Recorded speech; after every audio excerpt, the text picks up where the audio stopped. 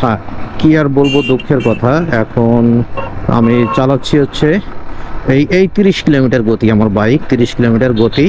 তো আমি এই 30 কিলোমিটারে এই সামান্য, ও স্লো চালাচ্ছে আর কি, ওর লোড গাড়ি আর কি, ইলেকট্রিক মোটর বসানো এটাতে। তো এটা এটা এটা আমি আর একে ক্রস করে আগে যাইতে পারতেছি না আর কি।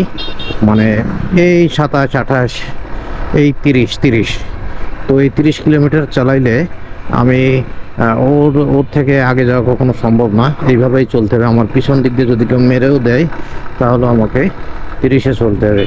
তো এটা কি আসলে কতটুকু যুক্তিসঙ্গত হয়েছে কে জানে। মানে এটা কোনো যুক্তিতেই হতে পারে না যে একটা 160 সিসির বাইক, বা বাংলাদেশে আহ, এখন বাংলাদেশে বাইকের অনুমোদন হয়েছে 350 সিসি পর্যন্ত। তো 250 সিসি পর্যন্ত বাইক রাস্তায় বা রোডে চলতেছে আর কি এই মুহূর্তে। তো এখন আমি যেটা চালাচ্ছি এটা হচ্ছে হোন্ডা হর্নেট, এটা 163 সিসি। তো এই বাইকটা দিয়ে 128 পর্যন্ত আমি সর্বোচ্চ গতি পেয়েছি, কিন্তু 128 যে চালাইতে হবে সে কথা বলতেছি না, 100 চালাইতে হবে সেটাও না। মানে ব্যাপারটা হচ্ছে যে রোড কন্ডিশন অনুযায়ী আসলে স্পিড ভ্যারি করে।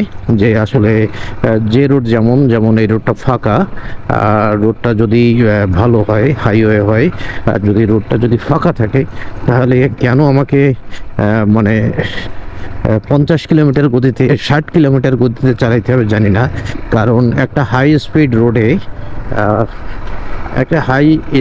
রোডে 60 কিলোমিটার গতি কতটুকু সেফটি, মানে সেফটি নাই বললেই চলে। কারণ ওখানে হয়তো 70, 80, কখনো কখনো 90 চালাইতে হইতে পারে। কিন্তু হ্যাঁ, ঠিক আছে, ওভার স্পিড ভালো না। এটা কোনো কিছুর জন্যই ভালো না, না বাসের জন্য ভালো, প্রাইভেটের জন্য ভালো, না বাইকের জন্য ভালো, কারোর জন্যই ওভার স্পিড ভালো না।